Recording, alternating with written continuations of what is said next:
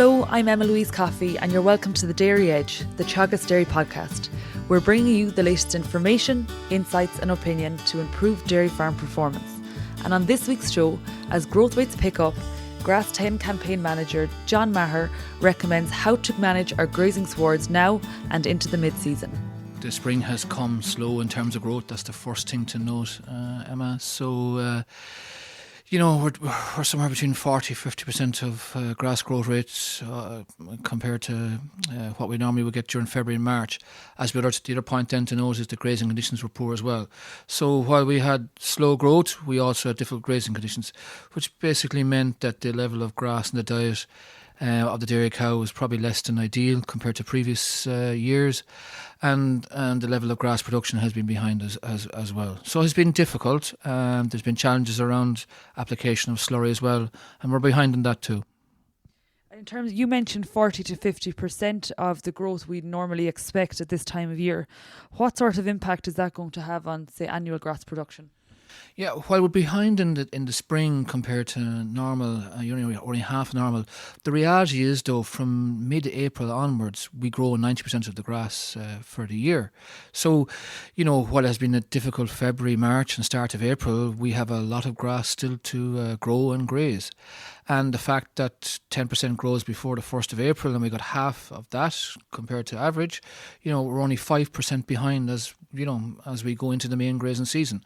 And the reality is, most of the grass grown on the farm happens between mid-April and mid-August. And that's why we have the Grass 10 campaign focuses on getting 6 grazing rotations in that 120 days, which is 6 rotations by 20 days each. You mentioned that the amount of grazed grass in the diet of the cow was lower than normal.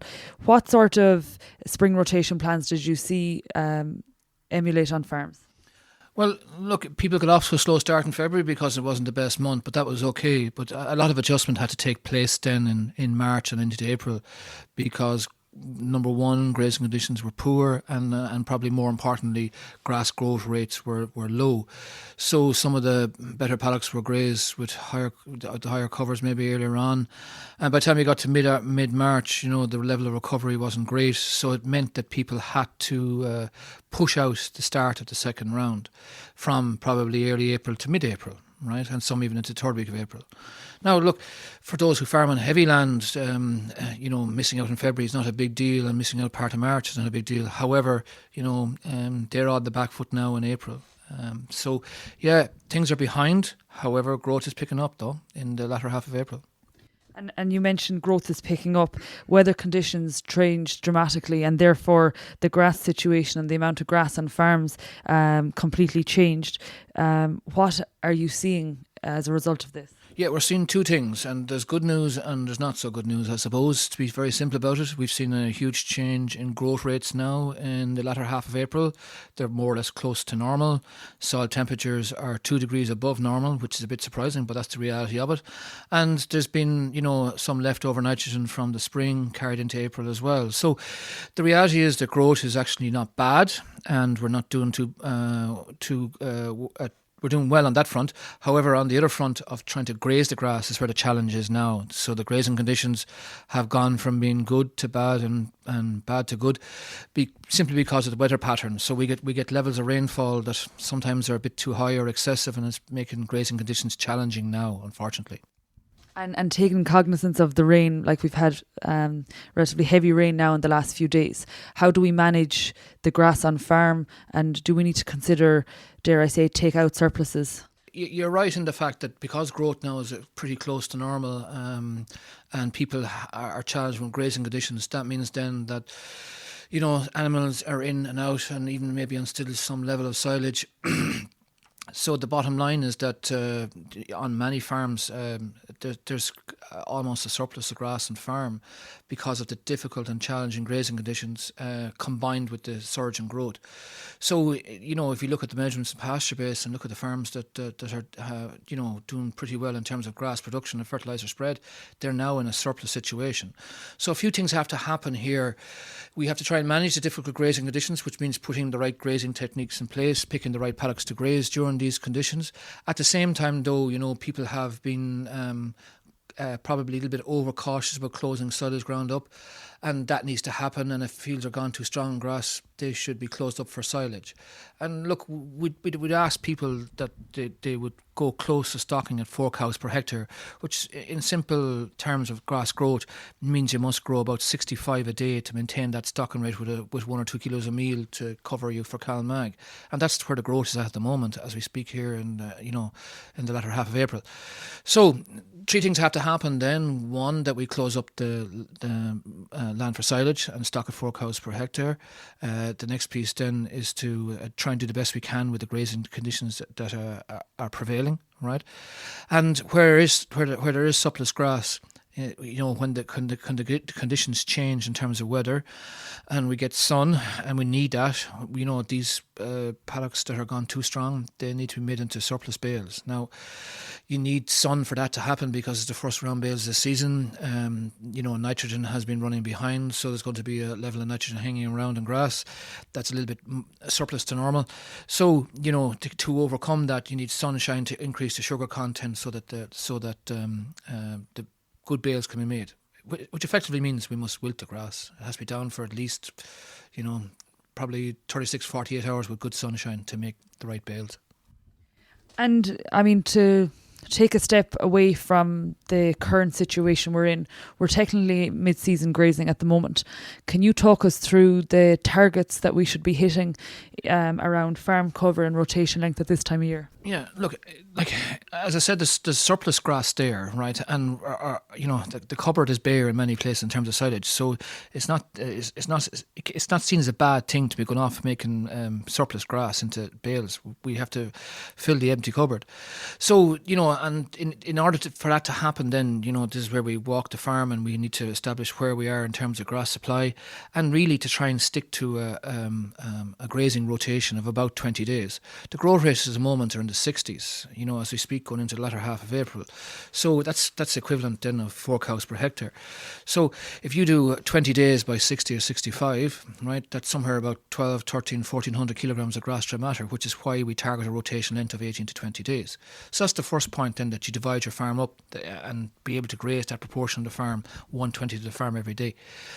So that's the rotation length. The farm cover for those who measure it then is to target 160, 180 per cow. We know from pasture base that we're above 200, so there is surplus there for those who measure. So the other measure that people use then is looking at growth versus demand. So if you're stocked at 4 cows per hectare and you're feeding a kilo or 2 a meal, that means you need 16 per cow per day. By 4 cows per hectare is demand of 64. So if you're growing 60s, 70s, well then the farm is in balance.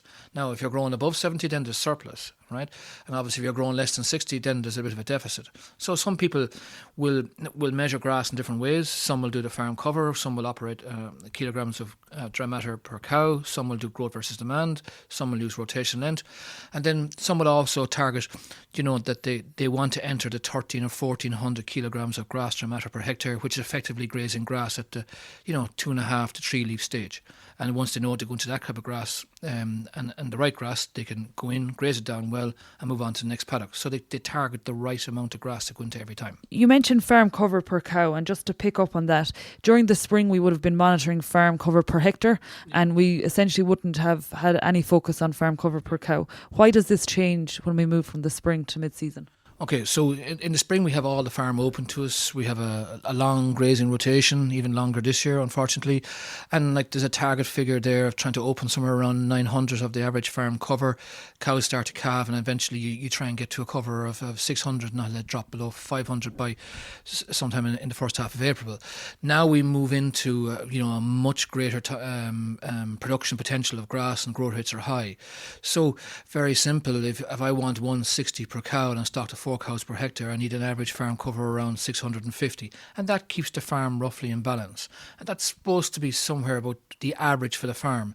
If I just double that figure, 650 multiplied by 2 is around that famous 1400 kilograms of grass that we try to target for cows to be grazing. So that's where the balance is. It like every farm can have 650, but if you're stocked at 4 cows per hectare, you're 160. But if you're stocked at way less, you'd have way more grass. So that's where the balance is. That's where the 160 to 180 per cow. It takes out the stocking rate. It counts for the stocking rate effect. And finally, if we just consider fertiliser, John, where do we go for the mid-season? Yeah, obviously fertiliser has been running behind in spring. Now people have caught up lately. Look, so it's been a slow spring, so people have been running behind in fertiliser. So nitrogen targets are roughly about 100 units per acre to be out by the 1st of May, and then as a simple guide, probably 1 unit of nitrogen per day in the rotation after that, as a simple guide. So on a 20-day rotation, that's 20 units, but it's effectively 30 units for the month. So that's as a guide. But 100 units for the 1st of May is the first per acre as a starting guide. The next piece then is the P&K story. And look, it's been a difficult spring. Growth has been slow. Grazing conditions have been poor. So that means the grass plant is under duress to me. It also means that the grass plant may have been damaged. And that's where the P&K, and particularly the P, comes in. So if people could get out a level of phosphorus in particular in the next few weeks, that would be great to try and catch up to. Phosphorus is important in terms of grass production in the first half of the season, but also important in terms of the recovery of the plant. And the last piece of the jigsaw then is sulphur. We see now changes in terms of environmental practices around industrial and domestic processes. What it basically means is there's less sulphur in the atmosphere, so therefore we have to bring sulphur in from another source, which is fertiliser. So that's the main source, and our target is to have about 15 units to 20 units of sulphur out per acre by the early July. Now, slurry also has some sulphur, the order of 2 or 3 units per 1,000 gallons. However, we're probably looking at the slurry for the second cut area applied after first cut. So at this time, then on the grazing land, we will look at using fertilisers as a supply of sulphur. So for many then who are behind maybe on nitrogen, P and K, and a bit of sulphur, like a bag and a half to 2 bags of 18,612 plus S would go a long way to meeting, the P, the K, the nitrogen and the sulphur demands of the grazing sward as we speak. That's great. Thank you, John. Thank you, Emma. That's it for this week's episode of the Dairy Edge podcast, and my thanks to John Maher for joining me on this week's show. Don't forget to subscribe on Apple Podcasts, and for more information go to the Teagasc website at teagasc.ie. I'm Emma Louise Coffey, and join me next time for your Dairy Edge.